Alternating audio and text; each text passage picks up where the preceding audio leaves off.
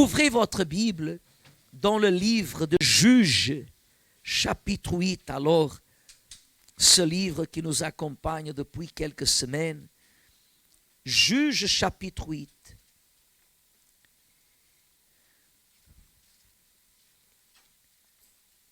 La parole de Dieu, elle, nous apprend une chose qui est cruciale pour le développement de notre vie spirituelle. Ce qui veut dire pour que Dieu puisse habiter, demeurer avec nous. Si vous regardez la Bible, dès l'époque des patriarches, les rois, les juges, les prophètes, jusqu'aux disciples, vous allez constater que Dieu n'a jamais caché les faiblesses, les failles ou les péchés commis par ceux qu'il a appelés. Regardez ici, Église. Faites très attention. Vous allez constater que Dieu n'a jamais caché l'erreur de qui que ce soit. Bien par le contraire. Souvent, Dieu, il a permis que l'erreur de plusieurs soit connue de tous. Et même si à nos yeux, cette erreur pouvait apporter des préjudices, jamais il y a eu des préjudices à cause d'une erreur pratiquée et confessée. Certes, ce que l'homme a sémé, il a récolté. Tout simplement parce que la parole de Dieu ne peut jamais revenir en arrière. Tout ce que Dieu parle, tout ce que la Bible parle, va arriver. Et nous voyons, par exemple, que ceux qui sont devenus des témoignages bibliques, ils ont su que leurs erreurs a été connue. Mais vous voyez que ces personnes qui un jour, elles ont eu leur erreur connue aux yeux du peuple, elles ne sont pas revenues en arrière. Le seul que la Bible dit qu'il a pris connaissance et qu'il croyait que son erreur avait été dévoilée auprès des hommes et qui est revenu en arrière, c'est Judas. Judas, il a été un des derniers cas qui montre l'attitude de quelqu'un qui a eu son erreur dévoilée, mais qui, à vrai dire, aucun homme savait l'erreur qu'il avait commise avant que lui-même vienne à se suicider. Aucun homme ne le savait. Les disciples ne s'imaginaient pas ce que Judas il avait fait. Mais le diable l'a manipulé d'une telle façon, d'une telle manière, que la tête de Judas, ce qui veut dire l'esprit de Judas, pensait que tous savaient de l'erreur qu'il avait commise. Et même s'il a eu le rejet envers l'argent qu'il avait reçu, il a pris une décision. Il a pris une décision qui, à la lumière de la parole de Dieu, elle est complètement erronée. Erronée. Seulement après, les disciples, ils ont su ce que Judas il avait fait. Abraham a commis une erreur. Jacob a commis plein d'erreurs. David a commis des erreurs. Gideon, d'ailleurs, on va voir, il a commis des erreurs. Pierre a commis des erreurs. Paul, il a vécu une situation qu'il considérait que cette, comment on dit ça, o espinho da carne, le, hein? C'est pas l'épine dans la chair, il y a un autre nom qui me... Hein? L'écharde. Il savait. Et Dieu a toujours connu le fait de commettre une erreur et devoir tout recommencer ne réduit personne aux yeux de Dieu. Mais ce qu'il faut comprendre, c'est qu'avec le temps qui passe, la sensation de commettre des erreurs, à nos yeux, elle disparaît. Analysez si ce n'est pas comme ça. Une fois que vous vous êtes fait baptiser d'eau, vous étiez quelqu'un que dans les moindres choses, dans les plus petites choses, vous étiez comment? Hein? Dites les noms. Vigilant, quoi d'autre? Minutieux, quoi d'autre? Quoi d'autre, Église? Vous faisiez les choses avec une rigueur pour ne pas commettre des erreurs, pour ne pas faire une chose contre la volonté de Dieu, pour ne pas penser d'une façon erronée, pour ne pas regarder l'erreur de quelqu'un et juger, accuser, condamner, critiquer, ou même sans rien dire avoir un regard de mépris, parce que vous craignez commettre quelque chose contre la volonté de qui? De Dieu. Au détail. Vous étiez dans les détails. Vous étiez très vigilant de ne pas oublier la Bible. Une chose très simple. De ne pas oublier la Bible quand vous venez à l'église. De ne pas être un mauvais témoignage, un mauvais exemple. Les choses de Dieu, les choses sacrées. Mais avec le temps qui passe, la tendance, c'est que nous venions à quoi faire? À relâcher. Pourquoi? Parce que nous commençons à occuper une place à l'église. Parce que maintenant, on n'est plus des enfants. Parce que maintenant, nous sommes déjà des anciens dans l'église. Parce que maintenant, le pasteur me connaît. Il m'aime par mon nom. Parce que maintenant, je connais déjà un peu plus de la Bible. Et à partir de ce moment-là, nous pensons que nous sommes quelque chose. Nous pensons que nous sommes quelqu'un. C'est pour cela que vous voyez que l'œuvre du centre d'accueil, elle est tellement basée sur la Bible que même le changement des pasteurs à l'église, il apporte du bénéfice spirituel. Parce que vous ne venez pas à l'église de l'évêque Séraphin. Vous n'êtes pas dans le ministère du pasteur Antonio, Francisco, Paulo. Non. Vous êtes dans la maison de qui? De Dieu. Le pasteur change. Amen. Oh, mon Dieu, garde-le, protège-le. Où qu'il aille, sois avec lui. Qu'il soit un instrument entre tes mains. Un autre arrive.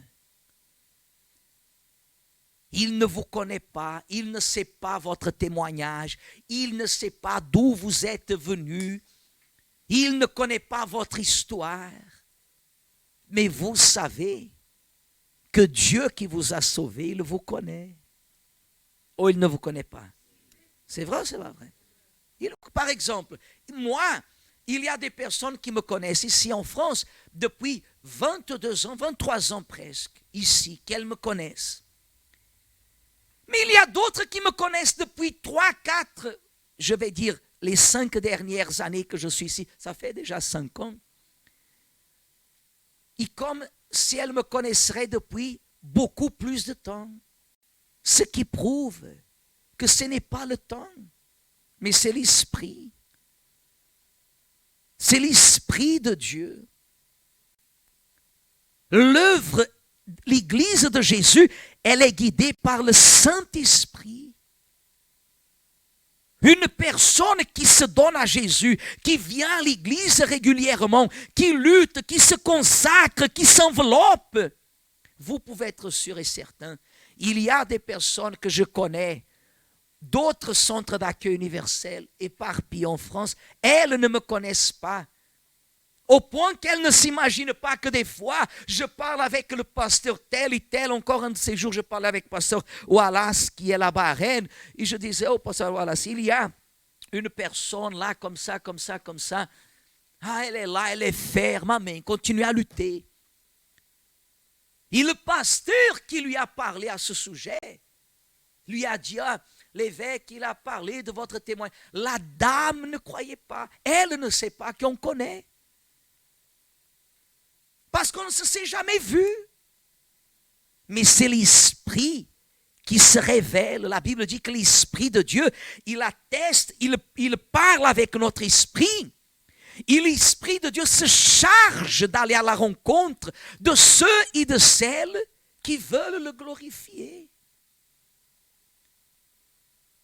Dans le centre d'accueil, nous vivons ça. Parce que tout ce que nous faisons est lié à qui? À Dieu. L'autel du sacrifice, comme on vous disait tout à l'heure. Combien de personnes ont déjà témoigné? Combien de personnes ont témoigné? Dieu m'a ouvert les portes, je galérais, je vivais dans le malheur à cause de mes papiers, je n'avais pas de papiers, à cause de la stérilité, à cause de la prostitution, à cause de ceci, de ça. Elles ont témoigné, elles ont sacrifié. Et on ne met pas en cause les sacrifices. Ces personnes-là, si vous le dites comme ça, vous regrettez les sacrifices que vous avez faits sur l'autel. Elles vous diront que non, parce qu'elles ont eu le bénéfice. Mais elles savent très bien que leur vie, elles n'ont pas mis sur l'autel. C'est pour cela que vous voyez que Dieu, il permet que les erreurs des hommes et des femmes qui ont écrit l'histoire biblique, les erreurs soient connues.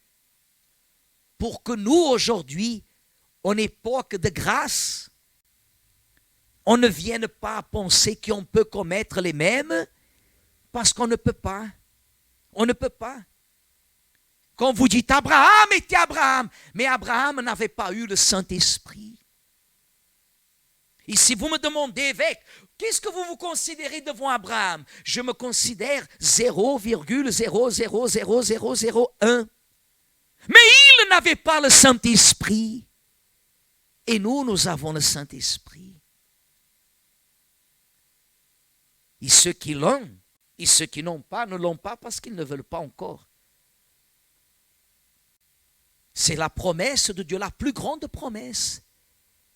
Aujourd'hui, nous avons une grâce. Vous avez la Bible entre vos mains. Abraham n'avait pas la Bible. Il n'avait pas la Bible, l'église ici, n'avait pas la Bible. C'est pour cela que vous devez avoir la Bible, toucher la Bible tous les jours.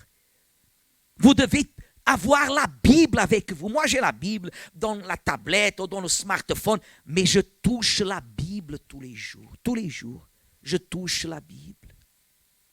Je touche la Bible. Parce que la Bible est la parole. Dieu a utilisé des hommes inspirés pour écrire la Bible. Ils ont écrit la Bible. Ils ont écrit la Bible. Dès Moïse jusqu'au aux apôtres et disciples devenus apôtres qui ont écrit les épîtres et les évangiles. La Bible est la parole de Dieu. Et lorsque vous lisez la parole de Dieu, Dieu ne cache rien. La révolte de Gédéon, jusqu'à nos jours, en Israël et dans le monde entier, registre la valentia, la vaillance d'un homme qui savait que ce n'était pas juste. Il n'avait pas d'armes, mais il était vaillant. Il n'avait pas la condition, mais il était vaillant dans la révolte. Mais la Bible nous montre aussi, et Dieu a voulu que nous comprenions, que nous entendions, au chapitre 8, verset 22, regardez ce que dit la parole de Dieu. Les hommes d'Israël dirent à qui? À Gédéon, domine sur nous, et toi, et qui? Et ton fils, et le fils de ton fils, car tu nous as délivrés de la main de Madian. Regardez, la première chose, le peuple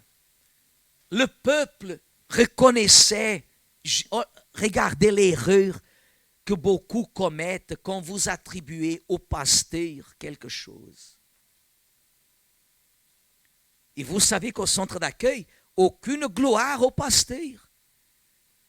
Aucune gloire. Le pasteur au centre d'accueil n'a pas de gloire. Notre gloire, c'est de connaître et de servir à qui? À Dieu. Et de nous maintenir dans le service. Ça, c'est notre gloire. Ça, c'est notre gloire. Le pasteur, si d'un côté, tout honneur et toute gloire est rendu à Dieu, l'Église de Jésus n'oublie jamais les hommes de Dieu, les femmes de Dieu, l'évêque Victor. Il y a des personnes qui disent comme ça, ah, l'évêque Victor, il était là, ça fait 5 ans. Oui, il est là-bas en Côte d'Ivoire. Il est là-bas avec Madame Rosa et tous les pasteurs. Et vous voyez qu'il travaille là-bas. Mais des fois ici, vous ne l'insérez pas dans vos prières. Je vais partir dans quelque temps, je ne sais pas, peut-être dans une semaine, un mois, 2 mois, je ne sais pas. Mais mon temps arrivera où je partirai. Et beaucoup d'entre vous à l'église ne penseront plus à nous. Et vous ne devez pas penser à nous, vous devez penser à qui? Mais autant que quelqu'un qui s'enveloppe avec les choses de Dieu, vous utilisez ces arguments pour faire parvenir à Dieu des prières et demander à Dieu que Dieu garde, que Dieu protège. Des fois, au lieu de demander beaucoup de choses pour vous, commencez à demander que Dieu oriente les serviteurs de Dieu, que Dieu visite son Église dans ces endroits dans le monde, parce que le diable travaille, Satan travaille. Des fois, je crois que vous devriez partager un peu de vos prières, beaucoup plus pour l'Église, pour les serviteurs de Dieu, pour les ouvriers, pour les pasteurs. Mais c'est quelque chose qui est révélé dans le point de vue spirituel. Le peuple, à ce moment-là, nous, on ne veut pas la gloire pour Dieu. Toujours. Le peuple a attribué à Gédéon. Tu nous as délivrés de la main de Madian. Mais qui a apporté la délivrance? Gédéon, il aurait dû dire, stop. Ce que vous dites n'est pas vrai. C'est l'Éternel qui vous a délivrés. Regardez comme des fois, une parole que vous ne coupez pas va créer un effet dévastateur. Vous voulez voir? Regardez la suite. Continuons. Verset 23. Gédéon leur dit, qu'est-ce qu'il a dit? Je ne dominerai point sur vous, et mes fils ne domineront point sur vous. C'est l'Éternel qui dominera sur vous. Regardez, une bonne intention, une parole spirituelle. on voit ici que Gédéon, il comprenait que ce peuple, il n'avait pas besoin d'un homme, il avait besoin de qui? De Dieu. Mais Gédéon, la deuxième chose, regardez comment le point de vue spirituel est très influençable. Dans la première fois qu'ils ont parlé avec lui, il aurait dû dire, c'est Dieu qui nous a délivrés. Dans la deuxième fois qu'on parle avec lui de dominer, là, il répond avec une bonne intention. Mais il n'aurait pas dû faire ça. Il aurait dû assumer la responsabilité et amener le peuple en prière, en sacrifice, et attirer l'attention de Dieu. Dieu montre qui va guider, qui va dominer sur ce peuple. Sinon, ils vont retourner à la même situation. Ce n'est pas ça. Il a eu une bonne intention, mais continuons pour que nous comprenions et nous arrivions à la fin. Verset 24. Gédéon leur dit, j'ai une demande à vous faire, une seule. Une demande à vous faire. Qu'est-ce qu'il a fait? Qu'est-ce qu'il a demandé? Donnez-moi chacun les anneaux que vous avez eus pour butin. Les ennemis avaient des anneaux d'or, car ils étaient ismaélites. Ils dirent, nous les donnerons volontiers. Et ils étendirent un manteau sur lequel chacun jeta les anneaux de son butin.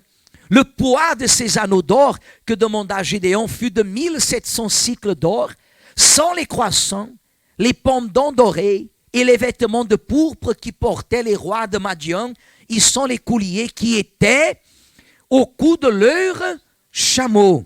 Gédéon en fit un éphod et il le plaça dans sa ville à Ophra, où il devint l'objet des prostitutions de tout Israël. Et il fut un piège pour Gédéon et pour sa maison. Mais regardez maintenant, qu'est-ce qu'il dit? Madian fut humilié devant les enfants d'Israël. Et il ne leva plus la tête. Et le pays fut en repos pendant 40 ans durant la vie de Gédéon. Vous voyez, Église, la parole de Dieu n'est jamais revenue en arrière. La Bible dit que pendant 40 ans, l'ennemi, il n'a plus levé la tête. Ils ont eu le repos, la paix, la tranquillité et même assurément la prospérité, car c'est un signe de la terre promise. Cependant, qu'est-ce que vous voyez? Que la Bible parle que ce que Gédéon, il a demandé, et cette tunique qu'il a mis au centre de la ville comme un mémorial, de façon que toutes les personnes qui arrivaient devant ce mémorial, elles se rappellent d'où Dieu les a fait sortir. Mais qu'est-ce qu'ils ont fait? Ils ont fait de cet objet un sujet de prostitution, ça veut dire d'idolâtrie. Pourquoi?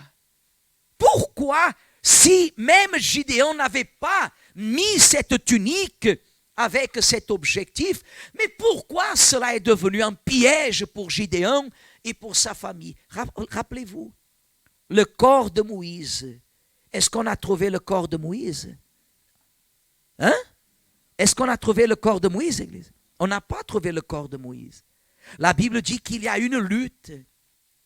Le diable, il a combattu, il est venu combattre les anges de Dieu pour avoir le corps de Moïse. Pourquoi?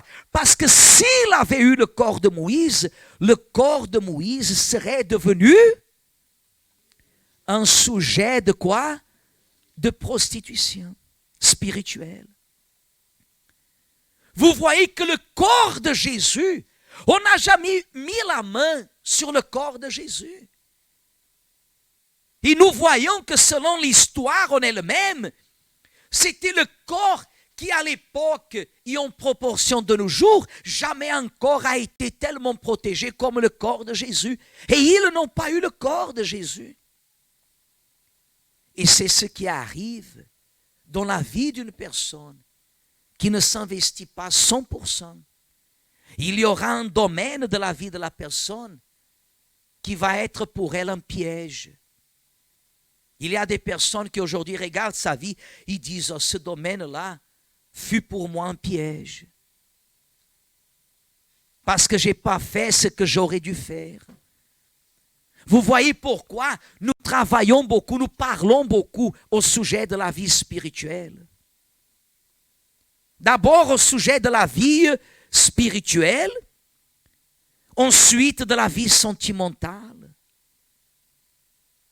Parce que les personnes tombent dans les pièges. En faisant ce qui est de sa propre volonté, en considérant d'une façon que les hommes considèrent, c'est vrai, ma mère me dit que les années passent, je ne me marie pas. Mais qu'est-ce que j'ai à penser de ce que ma mère pense? Gédéon, il aurait dû dire, la gloire à l'Éternel, c'est lui qui vous a délivré. Mais il a gardé ses paroles. Et alors il a dit, j'ai une seule chose à vous demander, il ne devrait rien demander. Dieu allait prendre soin de lui. Oui ou non? Dieu allait prendre soin de lui. Mais lui, qu'est-ce qu'il a fait? Il a fait quelque chose irréfléchi, qui est devenu un sujet. Malgré qu'il a eu 40 ans, c'est là que vous voyez, quand la personne des fois prend une mauvaise décision, ça va se répercuter dans sa vie. Même si ça va se transmettre dans une autre génération. Ce que nous appelons des maux héréditaires, le mal héréditaire. Parce que le mal, Église, ne meurt pas. On ne tue pas le diable. Apprenez ça. Les démons qui un jour ont quitté mon corps, ils n'ont qu'une seule envie, revenir. Et ils sont déjà préparés à revenir, mais plus seuls comme la Bible dit. Et beaucoup tombent dans ce piège. Le diable ne va plus faire le même qu'il faisait auparavant. Parce que s'il va causer les mêmes problèmes, la personne va se dire non, j'ai commis une erreur, il faut que je reparte à l'église. Le diable va travailler dans un autre sens, dans la résistance, dans l'orgueil. Dans l'orgueil. D'ailleurs, c'était un sujet qu'hier, les jeunes parlaient dans l'émission des jeunes, au sujet de l'orgueil. Personne ne peut dire je suis orgueilleux. Personne ne dira je suis orgueilleux. La Bible dit que le père du mensonge, c'est qui? C'est qui? Demandez au diable, diable, quelle est la chose que tu détestes le plus? Il vous dira, le mensonge. Et lui-même, il est le père du mensonge. Si on n'investit pas dans notre vie spirituelle, le monde va vous éloigner de la présence de Dieu. Ah, évêque, c'est impossible. Dieu m'a guéri du sida. J'ai témoigné. Dieu m'a guéri de ça. Dieu m'a donné ça. Aucun miracle terrestre est capable de vous protéger, mes amis. Il n'y a pas de miracle terrestre. Il n'y a pas une personne qui dise comme ça. Dieu m'a fait sortir du cercueil. Plus jamais je vais m'éloigner de lui. C'est faux. Tant que vous serez en vie, aucun miracle terrestre matériel pourra assurer votre salut. Notre salut dépend de la présence de qui? Et la présence de Dieu nous amène à investir dans les choses spirituelles. Pourquoi? Sur l'autel. Parce que sur l'autel, l'Église, par exemple, je ne sais pas si vous avez remarqué, mais moi, personnellement, je ne supporte pas, je n'ai pas la tête, je n'ai pas la condition, Dieu le sait, de parler avec des, entre guillemets, frères et sœurs en Christ qui ne vivent pas la foi. Moi, je n'arrive pas à supporter ça. Parce qu'ils ont trop de blablabla. Et l'esprit religieux dit, évêque, on doit s'aimer les uns aux autres. Et qu'est-ce que c'est pour vous, s'aimer les uns aux autres? Aimer les uns aux autres, c'est accomplir ce qui est la volonté de qui? La Bible dit qu'un jour, Jésus a regardé le jeune garçon et lui a aimé. Et quand Jésus lui a aimé, il lui a dit comme ça, une chose te manque, va, vends tout ce que tu as, donne aux pauvres et suis-moi. Aimer veut dire prêcher la vérité. C'est pour votre bien. On ne suscite pas des émotions parmi nous. On ne veut pas que vous soyez là, alléluia, alléluia. On ne veut pas. On veut que votre tête soit édifiée sur, parce que si votre pensée est la pensée de Dieu, votre vie sera l'accomplissement de sa volonté. Amen, Église. Dieu fera dans votre vie. D'ailleurs, cette expression Dieu fera, elle est très limitée. Dieu accomplit, c'est le donnant. Quand est-ce que Dieu vous a délaissé? Quand, Église? Hein? Quand est-ce que Dieu vous a délaissé? Évêque, je n'ai jamais dit à personne, mais il y a un jour, continuez, il y a eu un jour que vous avez laissé Dieu, mais Dieu ne vous a jamais laissé. Dieu ne nous laisse jamais, Église. Nous sémons, nous récoltons. Dieu ne nous laisse jamais. Ce n'est pas difficile à comprendre ça. Difficile, c'est de vouloir véritablement avoir cet acte de nous briser à nous-mêmes et laisser Dieu travailler en nous pour que la différence soit faite. Parce que la vraie signification de l'autel, c'est la rencontre. Toutefois que nous avons une rencontre avec Dieu, il faut qu'il y ait un reflet avec nous, en nous, que ceux qui vous regardent disent cette personne elle a quelque chose de spécial. Cette personne a quelque chose de spécial. Vos enfants, votre famille. Oui, il y aura toujours un combat entre la lumière, mais des fois, ceux qui sont possédés des ténèbres, ils ne peuvent pas être possédés à 100%. Le pourcent qui lui reste libre, il le dit, il y a quelque chose de différent. Parce que le Saint-Esprit, il travaille comme ça. Quand on se donne totalement, cette erreur que la Bible dit que Gédéon a commis n'a pas empêché que la parole s'accomplisse, parce que Dieu ne revient jamais en arrière. La Bible dit, et le pays fut en repos pendant 40 ans. Vous savez ce que ça veut dire? Dans la majorité, écoutez bien, dans la majorité, dans 40 ans, vous ne serez plus ici. Ce n'est pas la peine d'attacher. Quand je dis ici, ce n'est pas l'église, c'est sur cette terre. Beaucoup qui auront déjà 90, 80... Oh, vous pensez que vous allez vivre... Vous allez rester là comme sémence.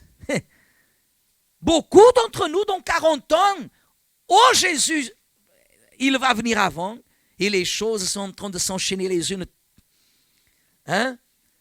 derrière les autres. Tellement.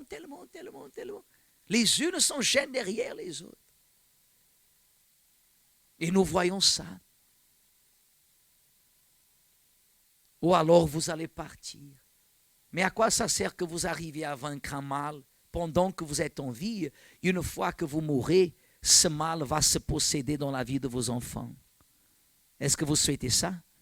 Ce n'était pas ça que Dieu voulait non plus. Mais c'est ce qui est arrivé. Gédéon, quelque temps plus tard, il meurt. Et un des derniers enfants qu'il a eu, c'est ce qu'il a fait. Il a tué toute la famille de Gédéon. Tous les enfants de Gédéon, sauf un, il l'a tué. Avec des paroles aussi. Alors, Église, vous voyez que Dieu ne cache rien. Aujourd'hui, nous avons une condition pour ne pas agir de la façon que ces hommes ils ont agi, parce que nous sommes censés de faire la différence. Le Saint-Esprit, il veut demeurer en nous. Amen.